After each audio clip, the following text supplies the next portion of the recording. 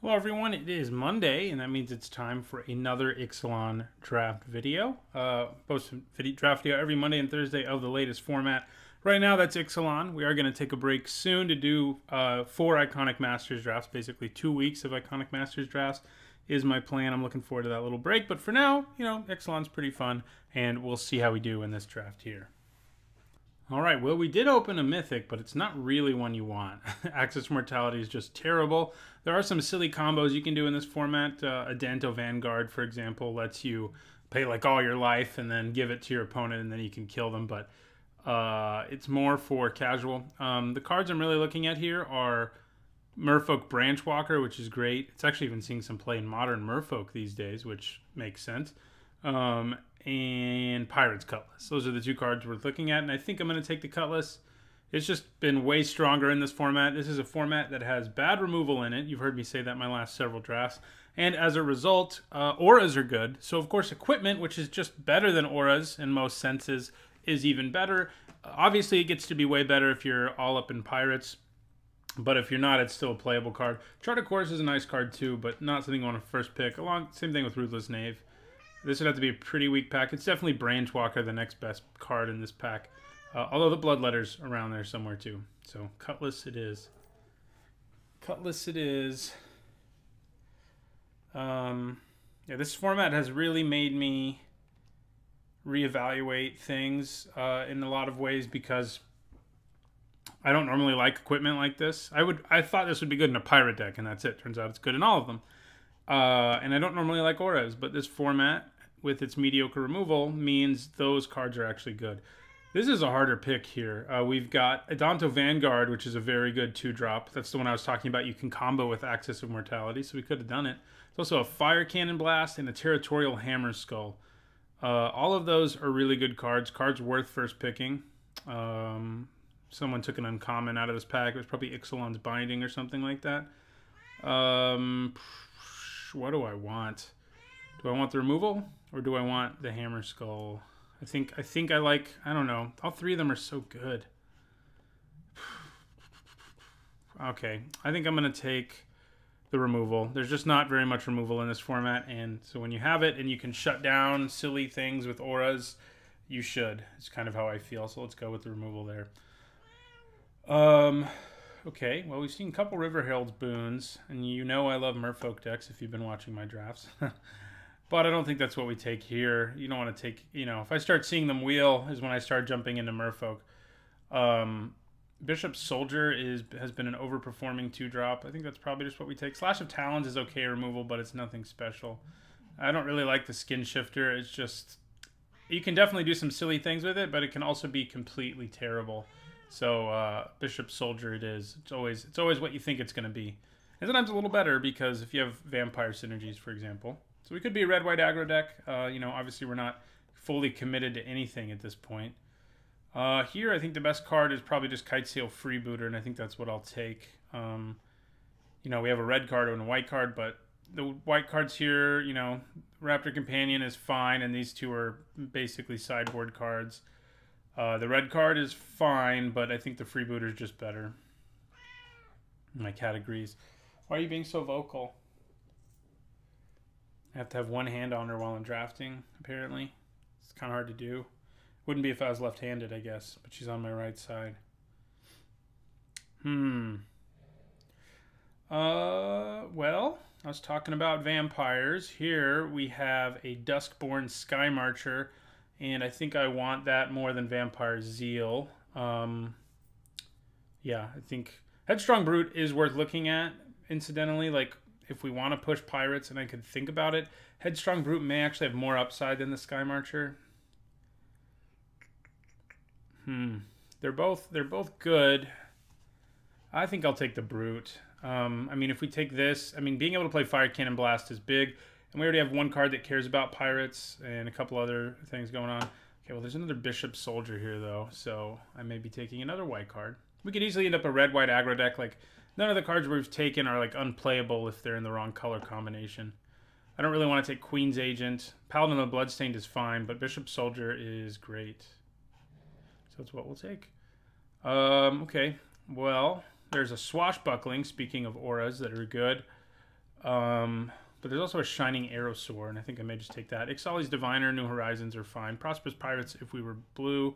We could think about being blue. But I think I'm going to take the Arrow Sword here. It's big for this format. Okay, and here's an Unfriendly Fire. That's a good sign about red. I think we take that removal spell.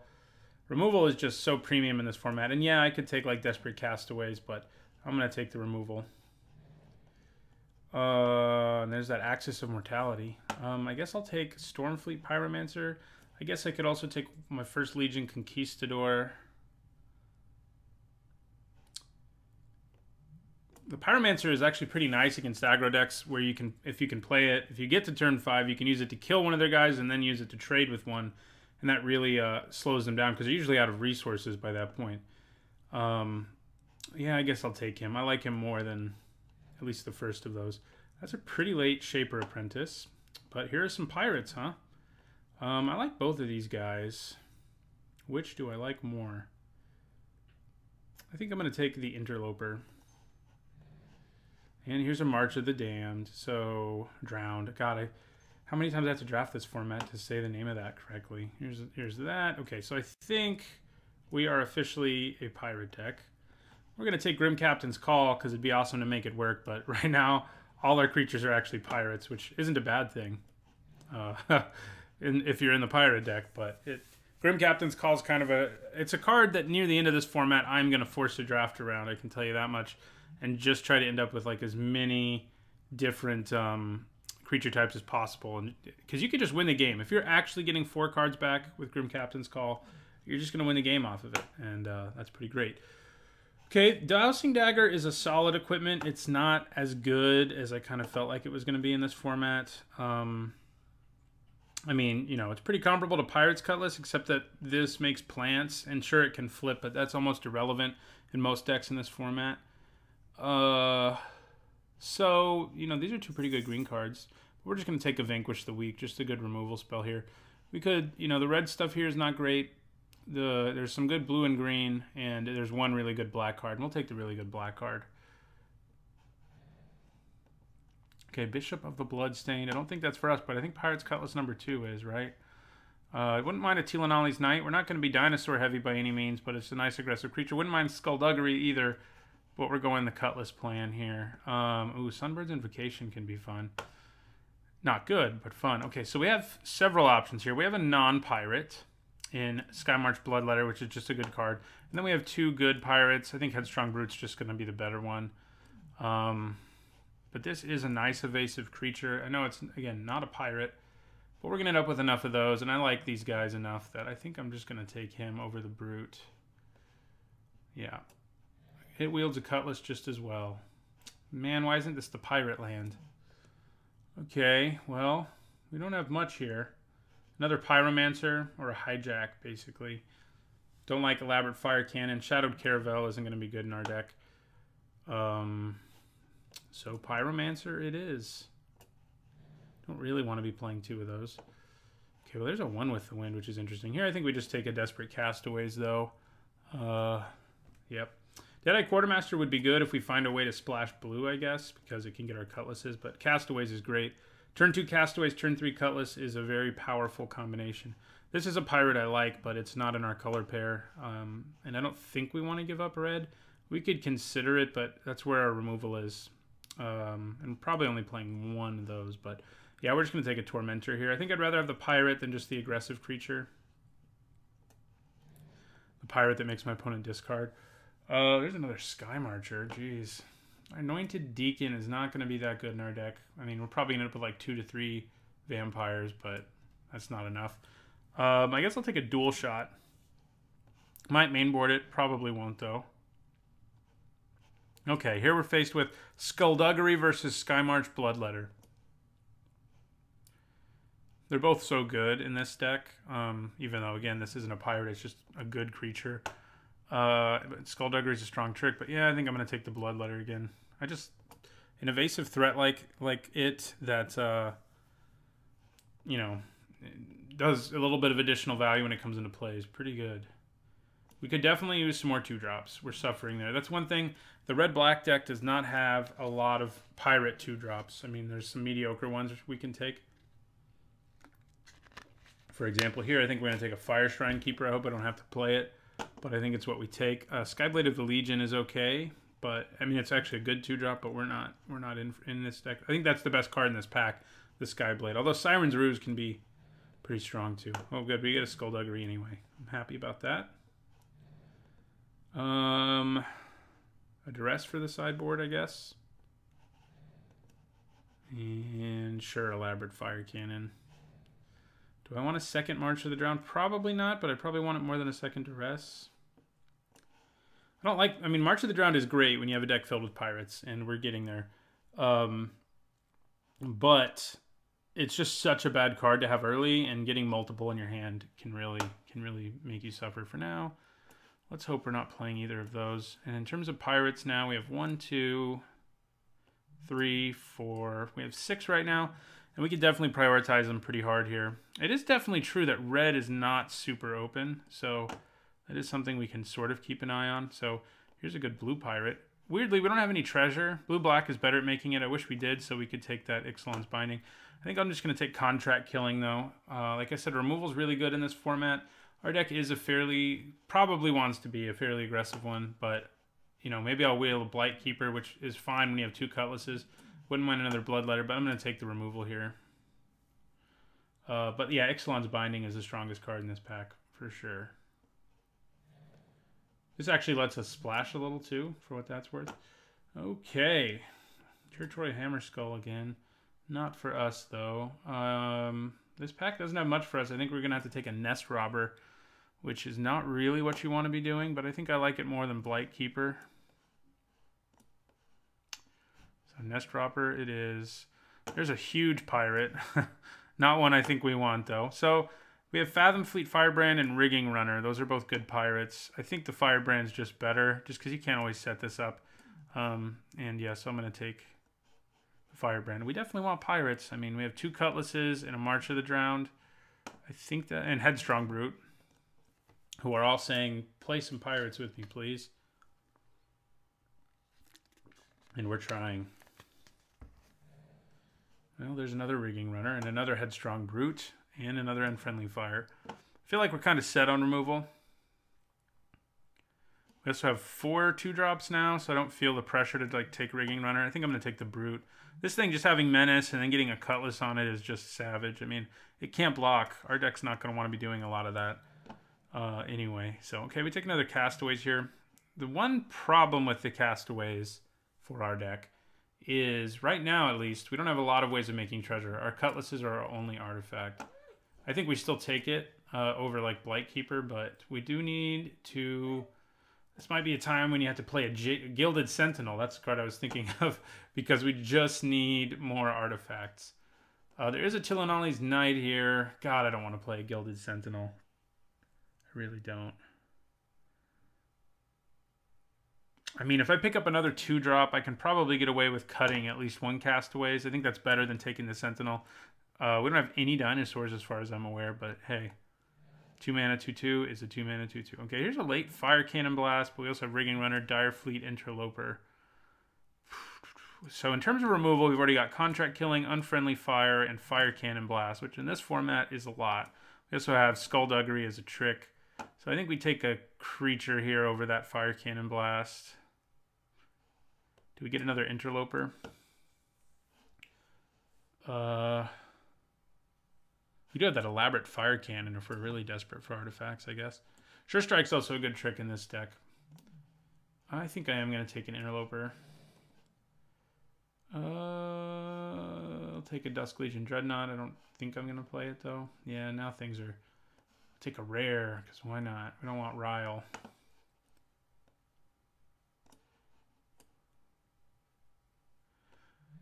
Yeah, it's very odd how we ended up with so little treasure. All right, here I think we are going to take a Gilded Sentinel.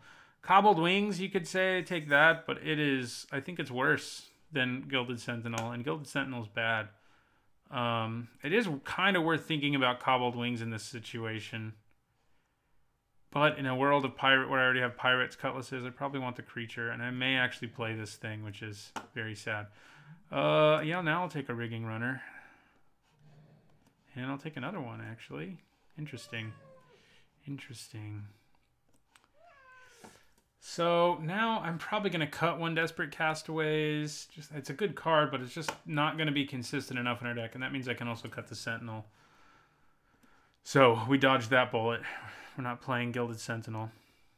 So yeah, we've got good removal. We've got some nice aggressive creatures, and we have what is kind of one of the most important common for the deck, Pirate's Cutlass as well. So our deck plan is sort of just going to be to early on just curve out, bash our opponents, and then in the late game, kill whatever blockers they have with these sorts of things, and just keep doing what we're doing. But it looks like a good pirate deck to me. I would not have minded some more pirate synergy, but you know, 2 brutes, 2 cutlasses, and a March of the Drowned is pretty good. And in the end, we ended up with 1, 2, 3, 4, 5, 6, 7, 8. Yeah, we ended up with plenty. We have 11 pirates. That is what you want. All right. And 9-8 is probably right. We don't actually want to play Rigging Runner on turn 1 that often, so works for me, I think. All right, well, this is our deck. I'll see you guys in the first match. All right, the first match of an Ixalan Draft we would like to play first, and I think this hand is a keep. We don't have red mana, but we have a 2-drop and a 3-drop with evasion that we can play, plus a combat trick, and all we need is red mana, so we can also disrupt our opponent a little bit as well, which is always nice. You don't always get to, of course, in Limited. You don't always get to in Constructed either, I guess. You know, sometimes they just don't have anything, but you at least get information, and that is valuable. It tells us something in addition to being evasive and synergizing with our cards that care about pirates. Yeah, I think we still play the freebooter. I mean, we don't. If we had the Cutlass, I would probably go with the Castaways. I'm probably going to draw the Cutlass now. Okay, so we get to take this Mark of the Vampire away from our opponent, and they have a very slow hand, which is good news for us. End our turn. They do have Anointed Deacon, and that's always annoying. So is Mark of the Vampire once they get it back, and they probably will at some point. Okay, well, if I drew a mountain, I think I probably would have played my Brute, but I did not. So we're just going to the skies here with Sky March Bloodletter number 1.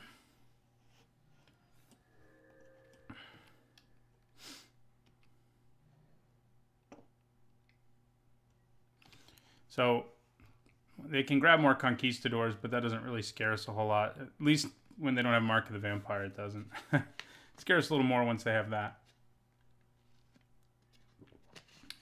Legion Conquistador.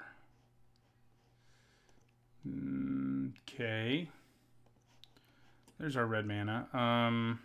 So we're going to attack with our flyers again. So my opponent can pretty easily play another Conquistador, and that can set us up for some fun trickery with our Skullduggery and our Headstrong Brute. So I think I'm going to actually play the Brute here instead of the Bloodletter. Hold on to the Bloodletter for later. So like if my opponent double blocks with 2 Legion Conquistadors, we just Skullduggery and kill them both. So, right? Yeah. Yeah, that's what we can do.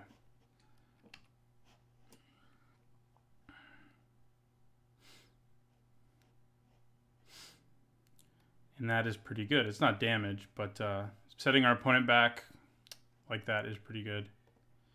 There's an Interloper. I think we still try to do our initial plan, which is just Skullduggery plus Bloodletter, which is a pretty good turn.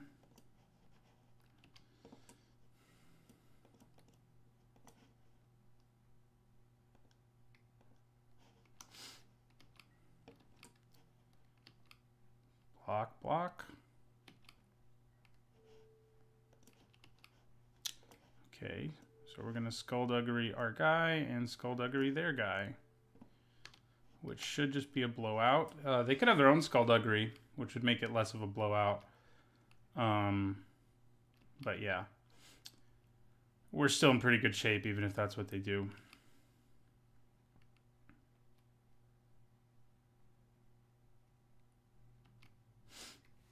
They do have their own Skullduggery. Okay. All right, then. Well, then those two just kill each other. It's just a 2 for 2. Wish I had another one. Right, and then we just play another Skymarch Bloodletter. Drops our opponent to 11. So we play our Interloper next turn. Should we be running our vehicle? Probably not. We just don't have big enough creatures to crew it easily. I think that makes it not worth it. Right, now they can play Anointed Deacon and start hitting us harder, but we just keep swinging in the air. Okay, now that's a little more of a problem. Because they're going to get back their Mark of the Vampire and make this a 4/4 with lifelink. And that is certainly a problem. My dog thinks so too. Male person's here. Dogs being a stereotype.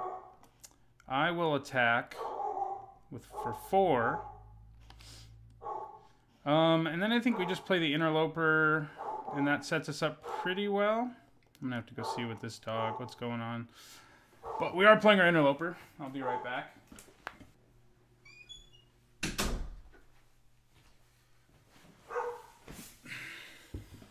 Alright, well, that may or may not have worked. But Direfleet Interloper draws us a land. Okay. So yeah, Mark of the Vampire is coming down, and that is a problem. Makes racing a lot harder anyway. Opponent gains 4 every time they hit us, so... yeah, what we want is some removal. A Cutlass would be good.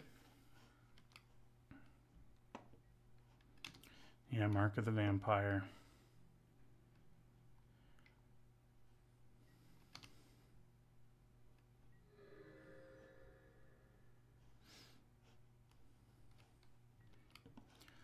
Oh, that's not too bad. It'll just do extra damage at this point, but I think I'm kind of okay with that. I could think about holding it, though, and using it to kill something else that our opponent plays. We know they have Anointed Deacon, though, and so this is going to hit even harder next turn and easily gain our opponent ridiculous amounts of life. So I think I'm actually just going to attack with the 2 Bloodletters and play Desperate Castaways and plan on double blocking. You can actually play both, I guess. That doesn't hurt. That doesn't hurt at all to just play both here. Oh, except I can't, so it does. So yeah, we're just going to play the Castaways for now and hold on to the Pyromancer for a time when that 2 damage matters a little more. Kind of wish I had Mark of the Vampire. I'm sure I passed one at some point. So Anointed Deacon still in our opponent's hand. That seems very probable. Yeah. And so we're just going to have to double block here and lose both of these, which is far from ideal. But I think it's what we have to do. We'll be tied with our opponent in life, but I think we'll have a better board state than they will. At least slightly better. Do they attack? Maybe they just don't attack. I'd be fine with that. If they have a trick to back it up, that's when things are going to get really ugly. They're thinking about not attacking.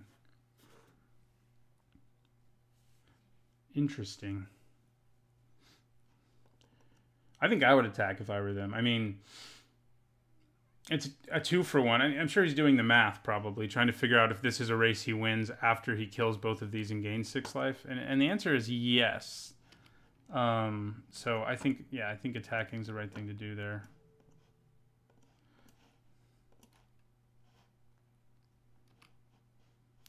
Now we see if our opponent has a trick to really blow us out.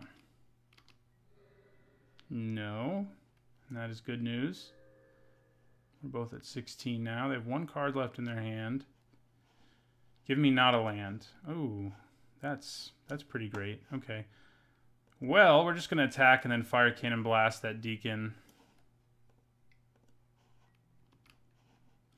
It's worth attacking first because our opponent could have a trick to make him big enough, but now it's doing 6 damage, so like Vampire Zeal wouldn't have mattered there.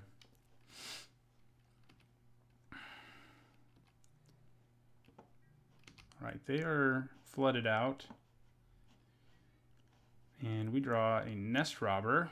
He's going to rob some nests. We're going to attack for 6. We'll have lethal next turn. We definitely drew that Fire Cannon Blast at the right time. We're in pretty good shape either way, given how our opponent's drawn, I guess, but we'd be in even better shape.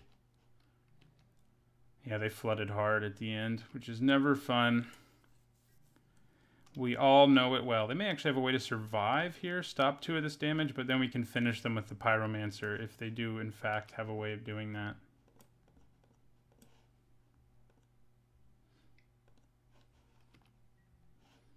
Does not look like they do.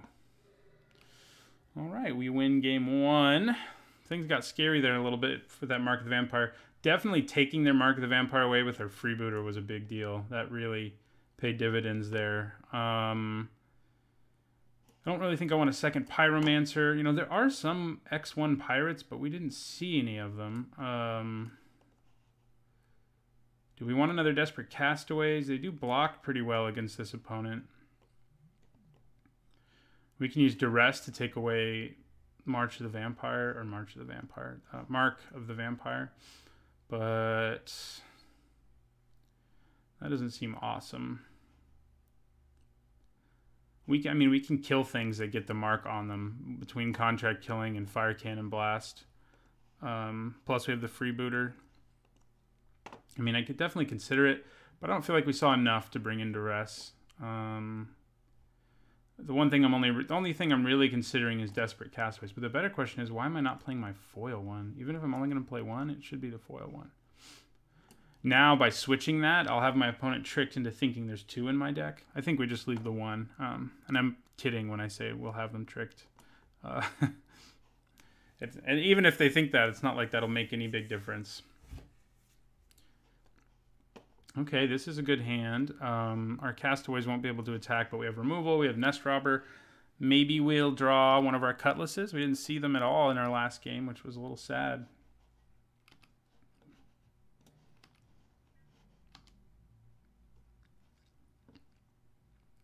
Contract. Ooh, there it is. There's the dream.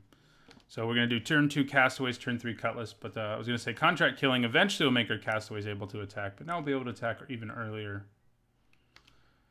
Yeah, that card's nice. It's only a 1/2 though, which is good for us.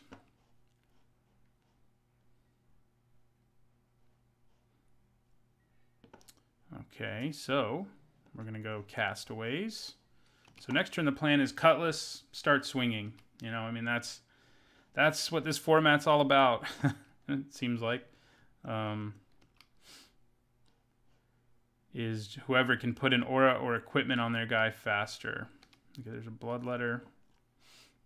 So they could play a Mark of the Vampire next turn, which would be really annoying. Especially because I could just leave mana up for Vanquish the week. But I think I'd rather go on the offensive here instead of just like hanging back and living in fear of a potential mark. We can deal with whatever gets marked eventually. So we just won't be able to deal with it immediately. Yep, we have a 4/4. Next turn we can play our Interloper, and with it and the next card we're going to draw, it's likely we'll hit the land we need for our Contract Killing. We can also go Contract Killing Nest Robber in the same turn, which don't underestimate that. I mean, that's what's nice. Contract Killing would be great even if it made no treasure, but the fact that you can go kill something, play a 2-drop is kind of a big deal. I mean, that's just a big tempo swing. Most kill spells that cost 5, most kill spells that just say destroy a creature don't do that. So they don't have their 4th mana, I don't think, for their mark. So that's good news. The less time there's a mark of the vampire on something in this game, the better.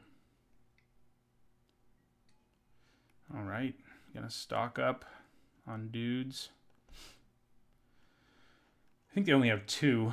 But that card, I mean, especially when you have vampire synergies and you have like auras you want to slap on things, like getting as many bodies as possible is pretty nice. There's our Bloodletter, but I think I'm going to play the Interloper. We have the mana to do it now, so we're just going to do it. Interloper. Wouldn't mind it being a 3/3, that's for sure. It is a 3/3. God, we really need that 5th land, honestly, and we already have a Bloodletter in our hand. I mean, we don't desperately need it, I guess. Yeah, okay, fine. I'm putting it on top. I talked myself out of it. Talked myself out of it.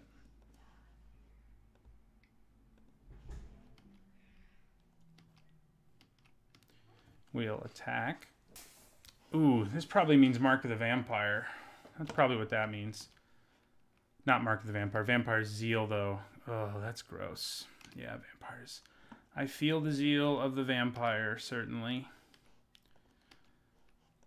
Okay. Do they have another one? They might. They might. So we know we're drawing another Skymarch Bloodletter. Interesting.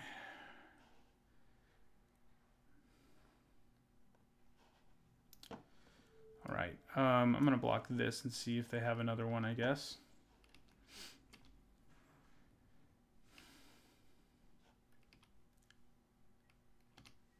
That's good news for us. Taking 4 is not so good, but just...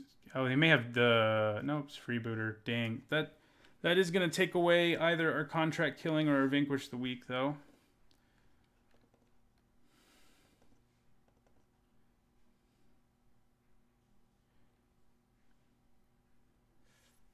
I don't know what I would take if I were them.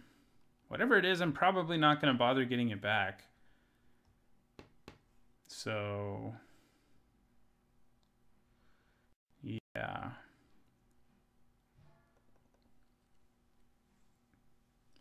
I could play Nest Robber and equip my Cutlass and just attack with both. Just try to race, but that seems a little dangerous.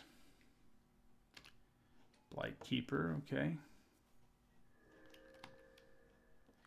Well, I think we just play a Bloodletter and pass, unfortunately. Guess I could have left up black and pretended like the... Well, my opponent knew what I drew, though. I mean, if they're paying attention. So I can't really bluff Skullduggery, not effectively, at least.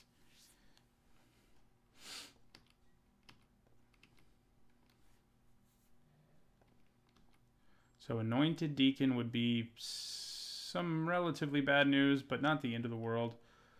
We can Contract Killing it when we need to, and we can just block if we want to, whatever he decides to pump, which I guess would probably be this.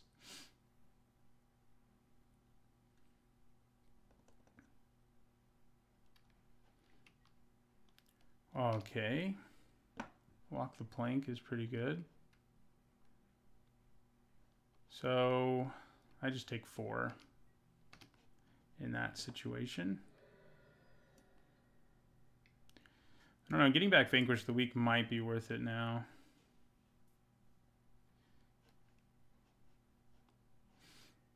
Doesn't matter anyway. Okay, that's actually pretty good. I think we should still... Should I attack just to make you a 2/2? Yeah, probably. My opponent can double block, but I don't think they do. And if they do, I guess we're okay with it.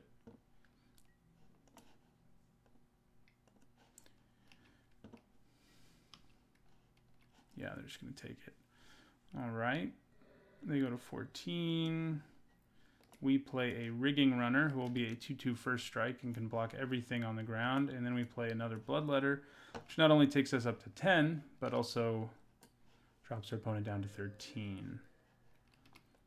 So I could Contract Killing just to get back Vanquish, but it's probably going to be better just to use on whatever scary thing my opponent has.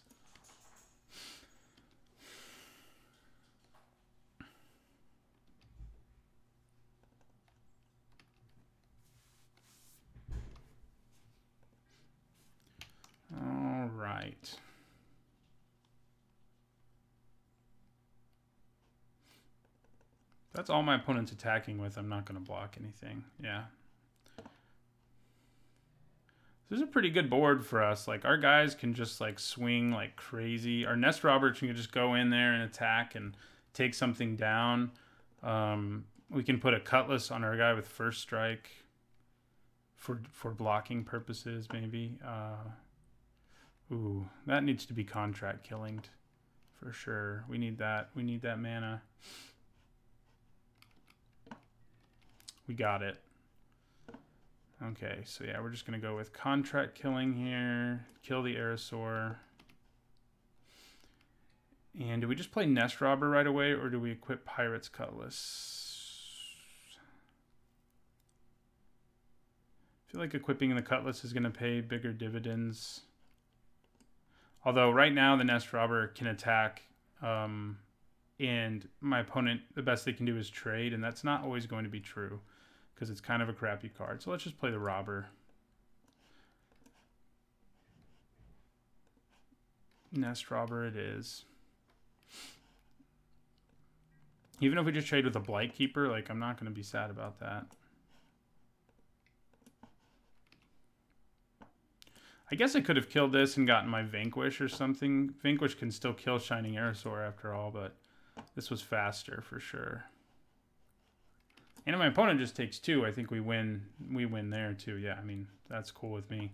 So we're in both in top deck mode, but I have a Cutlass, and I think that makes my board state a lot better than our opponent's. Like, even if I flood out here, I can equip this, attack with it, and then move it to my Rigging Runner. And that's not too bad. Okay. That works for me. Let's put the Cutlass here. And attack with Nest Robber and Skymarch Bloodletter.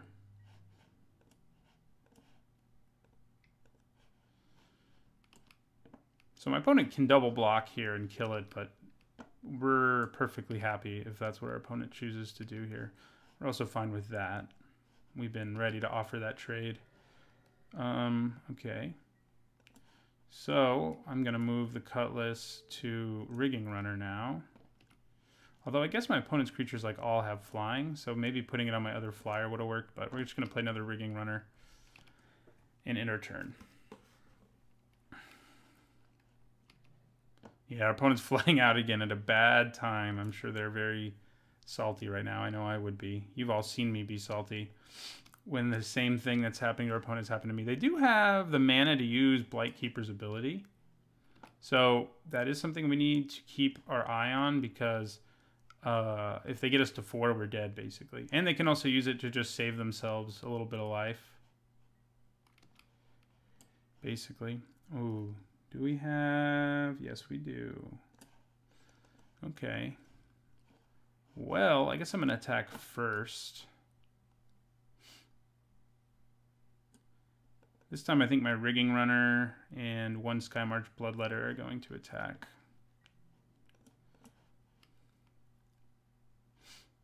Yeah.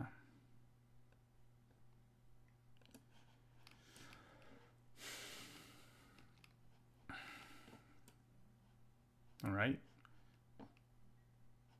Works for me, especially because we're just going to march to the Drowned in our second main phase. So our opponent can drain us here, and they will, and you know. So that's the upside of their flooding, I guess. But they still get hurt. They lose 2 guys here for nothing. We are at 6, but now we can get back a Skymarch Bloodletter. Oh wait, no we can't. You're not a vampire. I guess that's okay. I'll be okay with this. And yeah, we'll play, I think we play the Interloper. Menace seems pretty good here.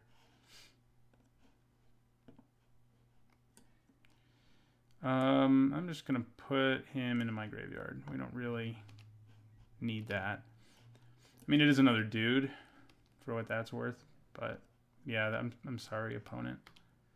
You flooded out in crunch time. That's never fun. All right, well, we're going to attack with everybody now.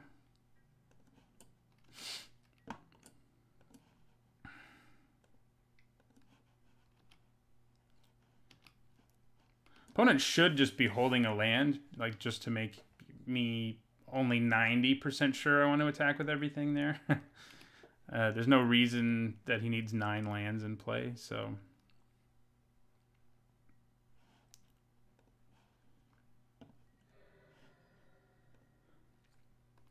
Yeah, he's kind of in a bind because there's no way he wants to give me back that Vanquish the Weak right now. Or ever, really. But he's got to block at some point.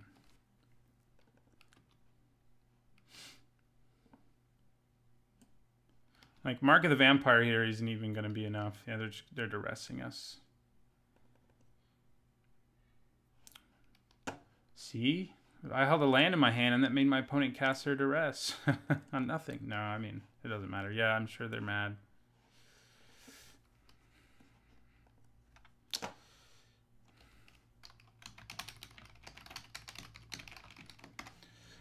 All right, well, we won our first match. I'll see you guys in the next one. All right, we're going to the second match. We are on the draw, so I don't think we can keep this hand. You really need a 2-drop on the draw in this format to feel safe, and that's not what we have. I think we can do better on 6. Well, we still don't have a 2-drop, but this is fine. It'll be okay. I am going to put that land on the bottom, though.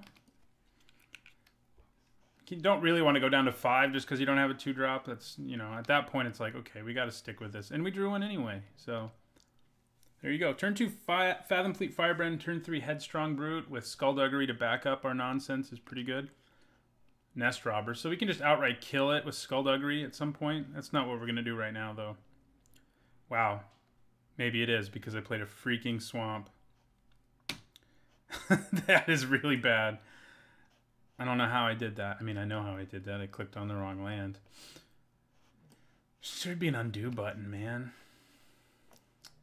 That's bad. Ooh, double Nest Robber. So we're going to be able to kill those, but not nearly as easily as we would have been able to if we hadn't screwed up so hard. Now, with the screw up in mind, I think we play this Bloodletter. And our plan is going to be to block one, Skullduggery, and then kill the other one. Like, pump our guy big enough to kill one, and then kill the other one, yeah. So, that is our plan. Okay. I think we just get rid of a land. Maybe March of the Drowned. This isn't a game where this is going to come up. Yeah, let's lose March of the Drowned. We're not in a good place, so losing March of the Drowned I think makes sense. All right, so I'm going to play Fathom Fleet Firebrand because it can actually block. And that may be relevant. And I'm going to end my turn. So this may be another one where it's like, does our opponent also have Skullduggery? If so, things could get ugly here. Okay, so this guy's going to block here. This is going to block here. Let's see what our opponent does. Do we get a Skullduggery out of him right away? All right, let's try our Skullduggery. Guess I'd rather keep you. And I'm going to kill you. Does our opponent have a trick of their own? They don't. It doesn't look like. So that's going to work for us. We clear the board. And that's nice. Oh, their own March of the Drowned. Gross. All right. Oh, they only got back. They only had 1 pirate is the good news for us. Okay, well. Now I think we just attack. And do I play Desperate Castaways? Do I go with the defensive play? Or do I just play my Brute here? Play the Castaways next turn and he has Menace. I think I'm going to go more aggressive. I'm going to be pretty happy if we can win this one despite the colossal wrong land play that I made. Okay, Interloper. It's only a 2/2 is the good news. And we're going to take 2. Okay, there's a Cutlass, which is interesting, but I don't think we're actually going to play it this turn. I'm going to attack with my guy with Menace.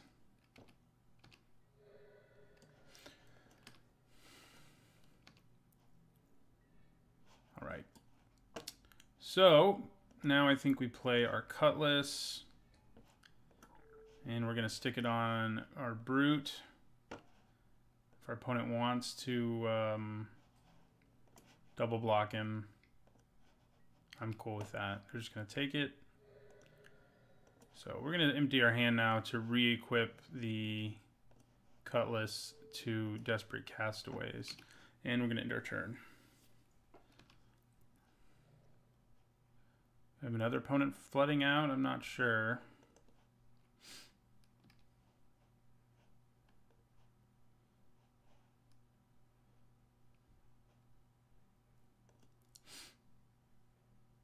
I would just take 2 from this at this point if it attacked me. Ooh. Okay. That's pretty savage. Damn. Okay. Well, we're in trouble now. That Dire Fleet Ravager is... Oh. Gosh. So... if I attack with both of these, my opponent only has to block one of them. But... I think...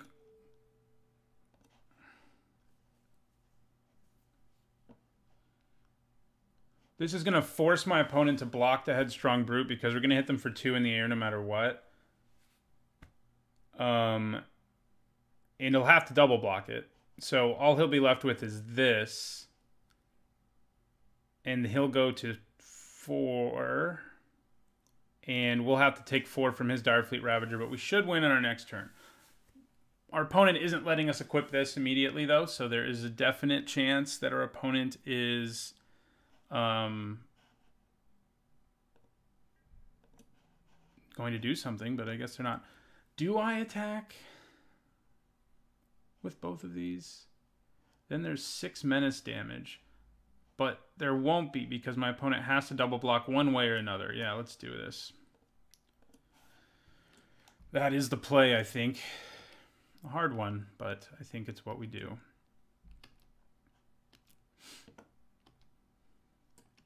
If they have a kill spell or something, I mean, we're in trouble, but there's not much at 2 mana that can do much to us right this second. Okay, so you're going to double block with these 2, which is what I figured. You're going to go to 4. My guy's dead. We now equip the Cutlass here, and we're going to pretend like we have Skullduggery. So can our opponent do the additional damage to us?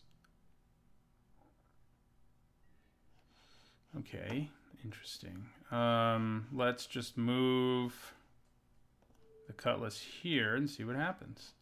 And let's attack and see what happens. Okay, we got there. That was kind of a tricky navigation there at the end, opponent holding on to mountains. We're lucky we won that game despite my horrendous misplay early. That just shows you how good our deck is, you know. But yeah, that guy is scary, the Menace dude. We can kill him with a lot of cards in our deck, but he is scary. This is a matchup where it's kind of worth thinking about taking out March of the Drowned. Like, my opponent's not going to be spending a lot of time killing my guys. But if we can trade off with them more aggressively, that's still good. So I think I'd probably leave it in. Dual Shot. We probably bring that in. We saw 2 X1s. He has at least 2 X1s. We saw the Nest Robbers. Maybe we need to see a little more than that. Yeah. It's not like, I mean, I think if we see another X1 here and then we lose this game, we'll think about bringing it in. I think that'll be the plan.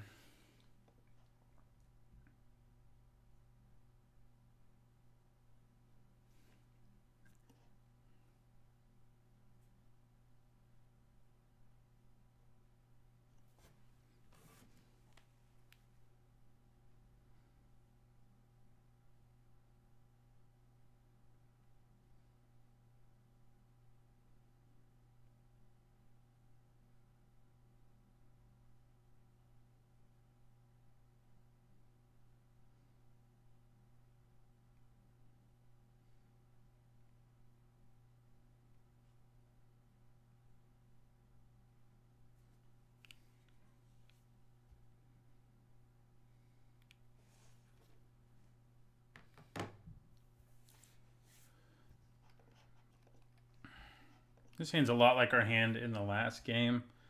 If my opponent mulligans, I probably will, but if they don't, I don't think I will. I think it's okay. Opponent's deck is fast and scary. So we'll think, I don't know. It's a tough choice. Our opponent's trying to decide too.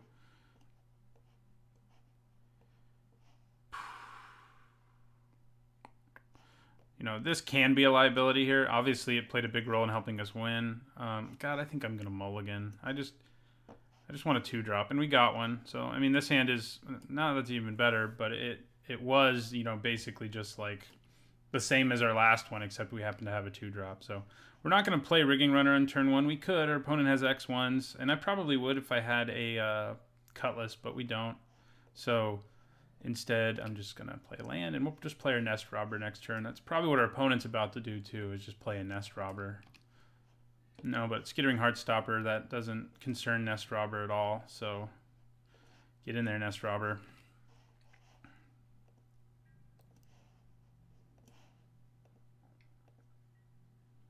How do you like getting your nest robbed, huh? Okay, so next turn, I'll probably play the Bloodletter over the Rigging Runner. More evasive damage is good, and we can easily set up another another raid. Opponent's probably making us discard a card here. Yeah, so we're just going to lose one of these mountains. And we drew one to replace it immediately. Okay, we're going to attack with Nest Robber again.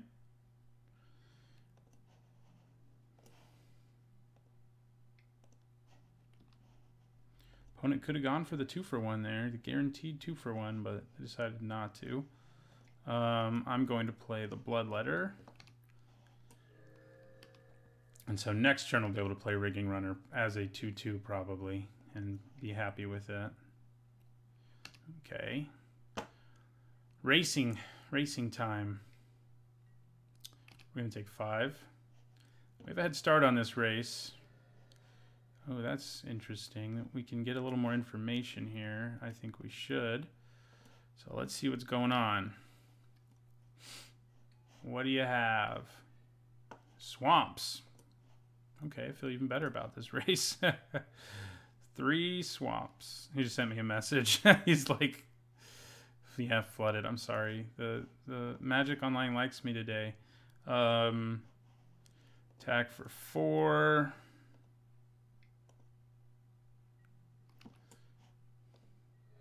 You've all seen me have horrible, horrible days on Magic Online too, though. You know, it evens out.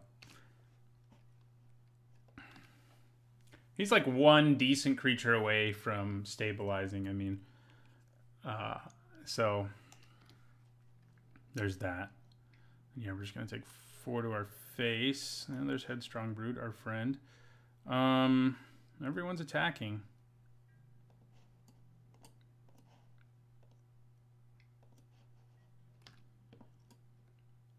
He's going to trade, apparently.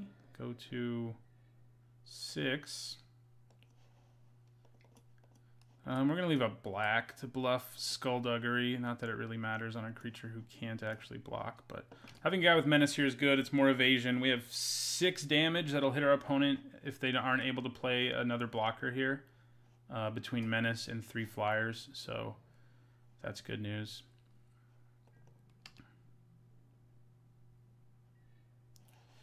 Okay, well, everyone's attacking again. And I think we got there, yeah. All right, well, our deck has been good. We've also definitely received some boosts thanks to terrible luck on our opponent's part. See you guys in the next match. All right, going to the final match. We are 2-0. We're searching for an elusive trophy. My win percentage has been good in this format. I've had tons of 2-1s, which is better than the last format was for me. But I think this hand's a keep. It's a little dangerous. We really do need a swamp, but I think I'm going to keep it. In the last format, I ended up with 2 trophies in all of my drafts, and my win percentage was like 57% or something. It was not good. So I'm doing better here at least. Even though I'm having the same issue with trophies, I'm doing better. Okay, we drew another mountain. We'll hit a swamp. Things have been going our way today, you know? I mean, even if things don't go awesome here, we like attack here and play a Rigging Runner. I'm perfectly okay with that exchange. Okay, we did draw a swamp. Still might be right to play Rigging Runner. We do have Skullduggery, which completely destroys poor Raptor dude. If he wanted to trade there, I would have been down, but he didn't want to. So let's think here. We can play Skymarch Bloodletter here. And that might just be better. We have the mana to do it, and sometimes that's the right thing to do, just for mana efficiency. Because if we're not using 2 of our lands this turn, that can come back to bite us. If I play Rigging Runner, obviously you can just block this, but I think it's better to play the Bloodletter here. We can also pretty aggressively trade off our Pirates because we have our March of the Drowned in our hand, which really isn't where you don't want it at this stage of the game. We've seen it pay dividends late, but sometimes if you're trying to just out-aggro your opponent, having a March of the Drowned in your hand is like a liability. It's like, why aren't you a creature or a combat trick, you know?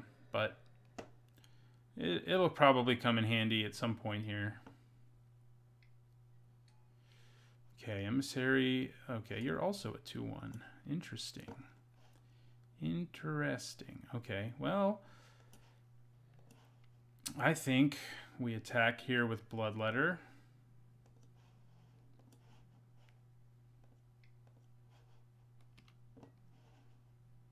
And I think we play both our guys with Raid. Let's make them discard a card. This will happily trade with a Raptor Companion, I can tell you that. Especially with March of the Drowned in her hand. All right.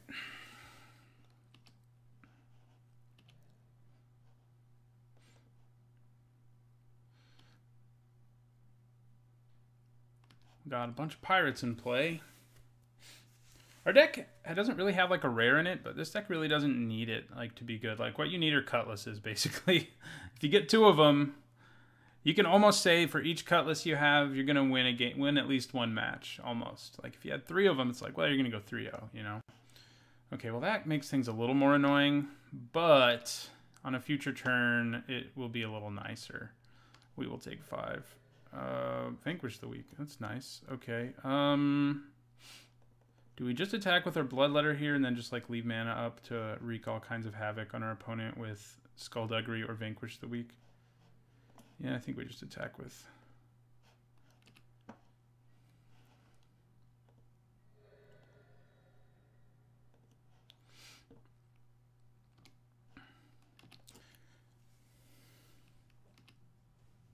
So I could block and just pump my Fathom Fleet Firebrand, and that might just be what my initial plan is with this creature. My backup plan can involve Skullduggery.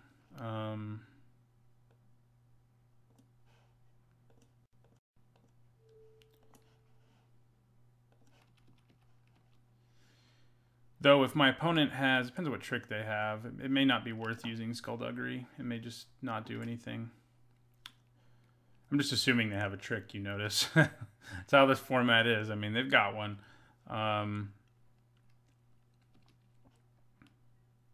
Okay, it's Sure Strike, and I think we're okay with that given what we have going on here. Since we can get that back later with March of the Drowned, it's not really the end of the world or anything. Okay.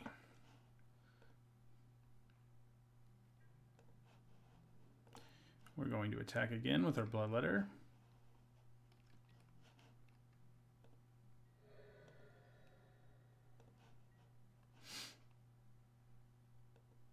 So this time I'm going to block with Rigging Runner. Even if he has Sure Strike, it won't matter. They'll just kill each other. Maybe that's what I should have done originally, because Sure Strike was a good candidate for it. But if it's the +2/+2 spell, we're in a little more trouble.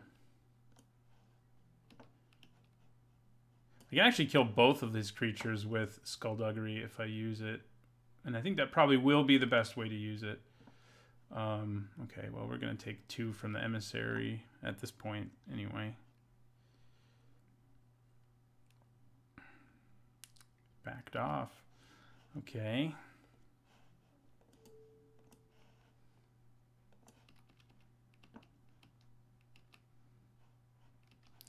Right, so we're going to try Skullduggery here. We're going to give this +1/+1, and we're going to give this -1/-1. matter what, we probably get to kill the emissary. And if we get to kill both of those, clear the board, still have our board presence, play March of the Drown, and get both these guys back, we're going to be pretty happy. But our opponent has 4 cards in his hand. So the likelihood of things just going our way aren't super high, let's say.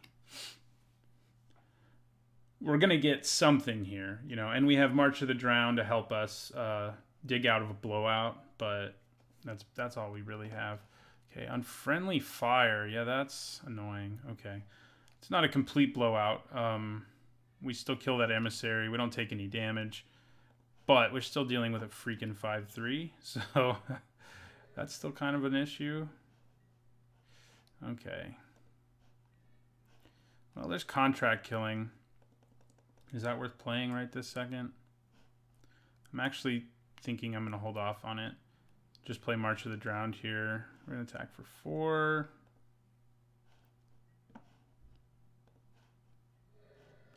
Opponent goes down to 7. We're going to march. Get back both our pirates. I'm going to play Rigging Runner and Fathom Fleet Firebrand. So, you know, it was kind of a liability early, but in the late game, it let us rebuild our board, and our opponent's pretty low on life.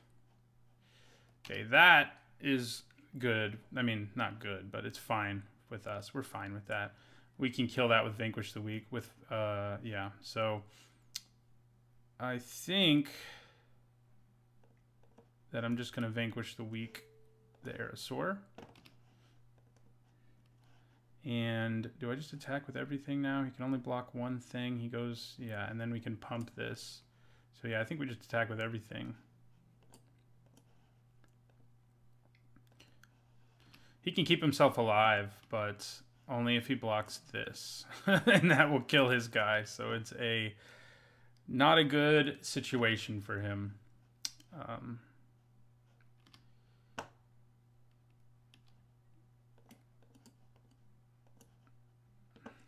And that's 7. Yeah, that's what I would have done too. There's a chance that like I don't remember to pump him or something.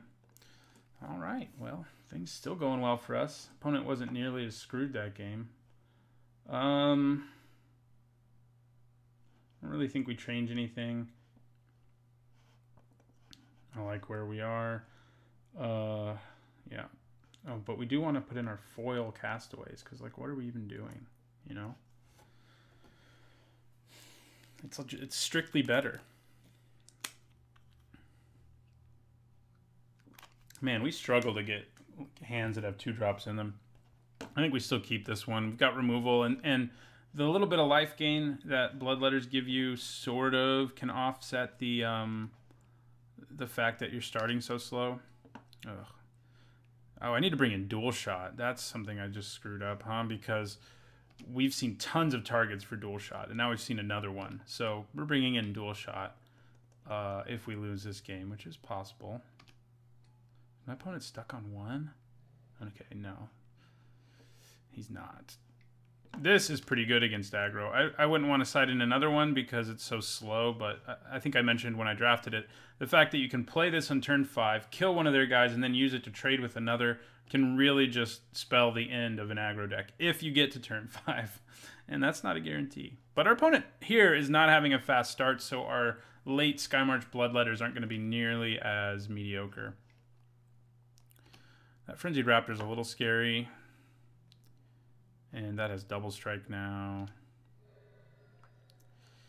Yeah, well, we're playing a Bloodletter. I may just trade it for the Raptor.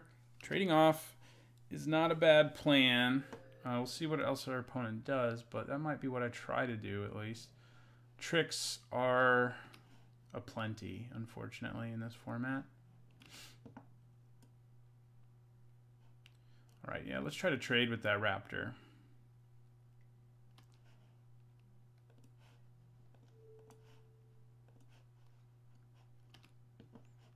Looks like it happens.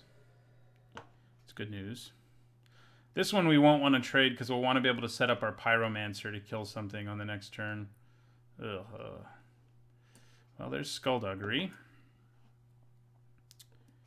So, that doesn't enable us anything immediately, but... I mean, I could kill this immediately, I guess. That's not too bad, but making this... I could also take down the Aerosaur with it, but I don't think that's what I want to do. No. I'd probably just take 5 here if my opponent attacks. Damn, we did not want that to happen. Yeah, we can't really do anything about that. That does happen. Yeah, we needed to keep our attacker in play for both the raids on these cards. Well, I went from being like, yeah, I could trade to 3, 5. I think I'm still gonna try to play this brute, and maybe we can set up the Pyromancer next turn. I mean, it's not gonna be great in this situation, honestly, but it's gonna be okay. So we take 5.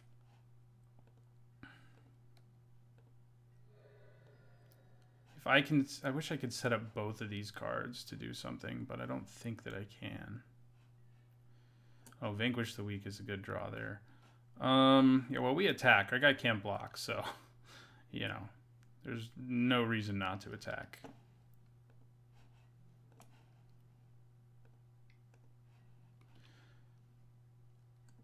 Okay, opponent takes it.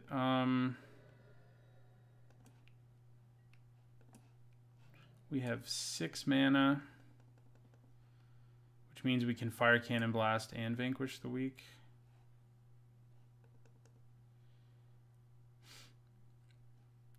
Let's try to Vanquish the Weak here. Okay, that worked. And we will end our turn. I don't think using the blast on either of these is worth it at this point. We drew our Vanquish for the Aerosaur twice, which was nice. Ooh. Gotta kill that, obviously. It's like stupid good. Okay. Alright, well, the Brute's attacking again, because once more, he does not block. He doesn't know how.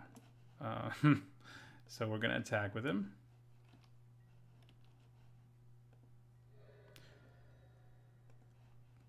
And I'm going to play Fire Cannon Blast on this freaking thing before it wrecks us. And I'm also going to play a blocker, which is... we haven't had the chance to have 2 creatures in play maybe this whole game, because our opponent has just kept his foot on the gas pedal. All right, I think we're finally where we want to be. I should have played a pirate first, I guess, just to get some menace going here. We don't have a dinosaur, so we have 1 in our whole deck, I guess. Nest Robber, right? Oh yeah, I guess you can just block that. Lol.